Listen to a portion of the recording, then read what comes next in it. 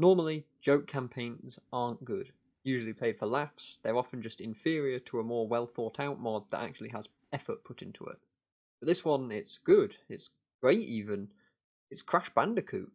When I downloaded this mod, I wasn't expecting much, but it's actually shockingly high effort, with recreations of Crash maps, cutscenes, and characters. I'd definitely give it a 9 out of 10.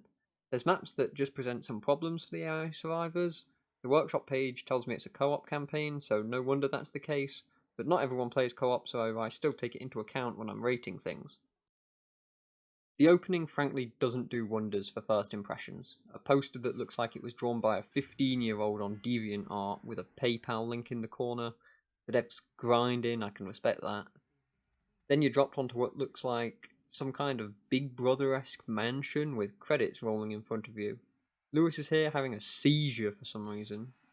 Heading outside, however, you're teleported to the warp room from Crash Bandicoot 2, Cortex Strikes Back, complete with a horrific facsimile of Cortex himself, who gnashes his teeth at you while repeating dialogue ripped straight from the game. Every level after this starts in this room. You enter one of 6 portals to begin the level. The warp room isn't incredible by any stretch, but I appreciate its inclusion nonetheless, and warping to each respective map is a nice inclusion. Entering the first level, we're introduced to the crates from Crash. Shooting or striking the crates destroys them, dropping items or weapons.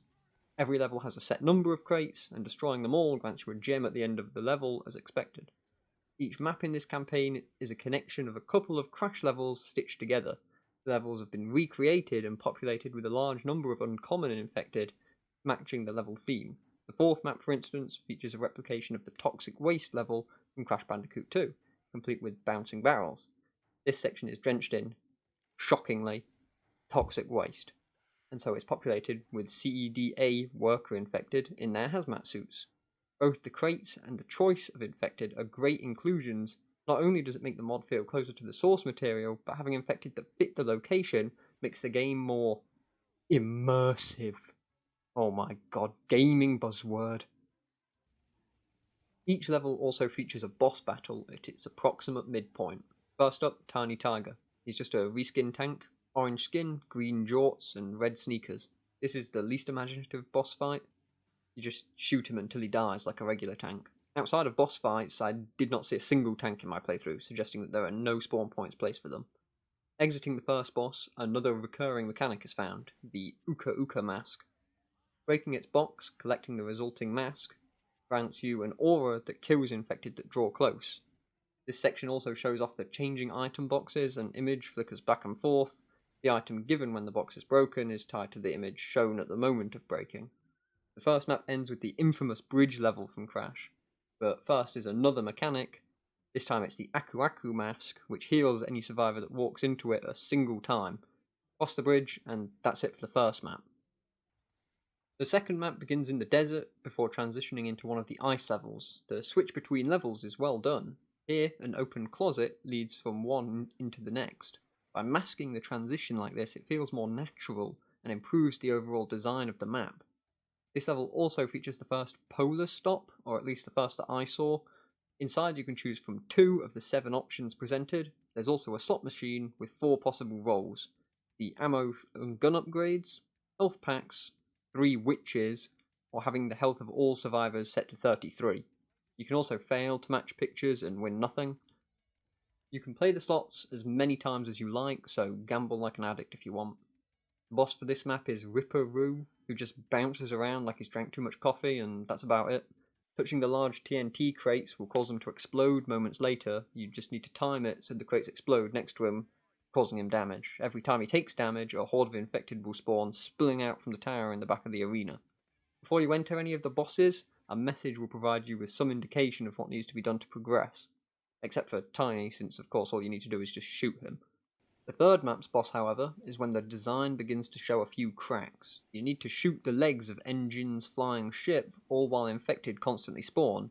The problem is that the bosses are technically not enemies, but elaborate stage assets.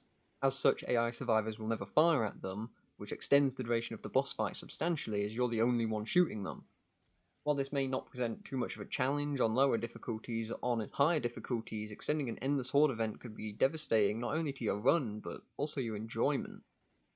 Every boss following this also presents the same problem. You either need to shoot the boss or run from it, and the AI is incapable of either. The fourth boss has you standing behind cover in the form of fallen pillars. You walk out from behind cover, you take continuous damage. Take advantage of the moments the shooting stops to fire back. This is an easy boss, and the AI doesn't randomly walk out from behind the provided cover. They still won't shoot the boss, though. The fifth boss presents a different kind of challenge. Embryo transforms himself from a shitty polygonal model into a reskinned tank. But this time he's invincible. After being treated to a cutscene in which your characters fly out the window riding the invisible whip, you have to lead him to a pad which electrocutes him and anyone else in the gazebo. Rest in peace. The problem with this fight is pretty obvious. The AI simply doesn't understand that he's impervious to damage, coupled with the fact that AI survivors stand directly in front of tanks and shoot them, and on any difficulty, Embryo will wipe out the AI. Like the British at Bunker Hill, they valiantly charge at the enemy and get unceremoniously pulverised, so that I might attain victory by standing on their corpses. Thankfully, the safe room is directly after this scenario, so no harm, no foul, I guess. The AI will just have to live on in my memories. The sixth level has Cortex betraying you. Shocking. You travel to different sections of the map, destroying the crystals that you previously collected. You also have to fight Cortex himself, who flies around the room shooting his blaster all over the place, while an endless horde of infected spill out from the woodwork and attack you. The design of the final map is cool, there's a bunch of varied areas, but right at the end it gets all fucked up. I enter the room and Cortex is standing there, and before I can read the words floating in front of my face, they disappear. The screen shake certainly wasn't helping. Next thing I know, I walk forward and die in a second. Even though Nick begins reviving me instantly, the damage from the invisible lasers kills me before I can be revived. Enraged at this injustice, I resolved to do the only reasonable thing. I cheated. I used no clip to just quickly rush through the stage and dropped a weight on Cortex's head. I don't know why he chose to suspend a 16-ton weight directly above his head, but okay, he flips you off as he dies. Instead of ending here, however, you're then sent back to that mansion from the start of the mod. One last survival segment? I genuinely have no idea what's going on at this point. I'm pretty sure the old Crash games didn't have this, but whatever. For some reason, the ending of this campaign is that everyone dies and all intelligent life on Earth is eradicated. The real highlight of this mod is the effort that's been put in at all stages. Got faithful recreations of the Crash levels, including traps and platforming sections, and yet they aren't made in a way that's annoying or even detrimental to the AI. When you fall during a platforming section, you're instantly teleported back to the start and take only a small amount of damage. The devs recreated the ice physics, so you slide around when walking on ice, which only appears in one level. In map 5, there's a moment in which you need to point a table at a stuck door and use a laser to blow it open. They've integrated the environment into the stage progression in a very overt way that works well. On top of all that, they've imported Crash Bandicoot music to the maps, which is an obvious choice, and even reskinned the medkits slightly. The models they use for the cutscenes are definitely some of the models of all time, but at least they put in the effort. There's also an option to turn off some lights in the Neo Cortex fight that may cause epilepsy, which is always nice to see. The weakest part of the campaign is obviously the end. It has nothing to do with Crash, and the music they chose is completely different to everything else in the mod. Overall, I actually had a lot more fun than I thought I would with this campaign. It's a little long at 6 levels, which can make getting through it in a single playthrough a little difficult, and it presents issues for the AI, but everything else is genuinely enjoyable. But maybe that's just because I played Crash Bandicoot as a kid. Either way, I actually recommend you give this mod a try. Thanks for watching, and I hope to see you in the next one. Subscribe, or all intelligent life on Earth will cease. See ya.